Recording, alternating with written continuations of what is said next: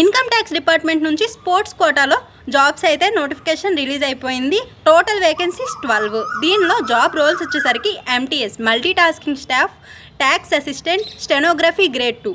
దీనికి సంబంధించి నోటిఫికేషన్ అయితే రిలీజ్ అయిపోయింది. దీనికి ఎలిజిబిలిటీ క్రైటీరియా మల్టీ టాస్కింగ్ స్టాఫ్కి అయితే 4 వేకెన్సీస్ ఉన్నాయి. దీనికి ఎలిజిబిలిటీ వచ్చేసరికి ఓన్లీ 10th. అలాగే ట్యాక్స్ అసిస్టెంట్కి 7 వేకెన్సీస్ ఉన్నాయి. దీనికి ఎలిజిబిలిటీ వచ్చేసరికి any degree with type certificate కూడా కావాలి. స్టెనోగ్రఫీ గ్రేడ్ 2కి అయితే మాత్రం ఓన్లీ 1 వేకెన్సీ ఉంది. దీనికి eligibility 12th plus type certificate, Hindi ఇంగ్లీష్లో ప్రొఫిషియన్సీ టెస్ట్లో పాస్ అయిన వాళ్ళై ఉండాలి.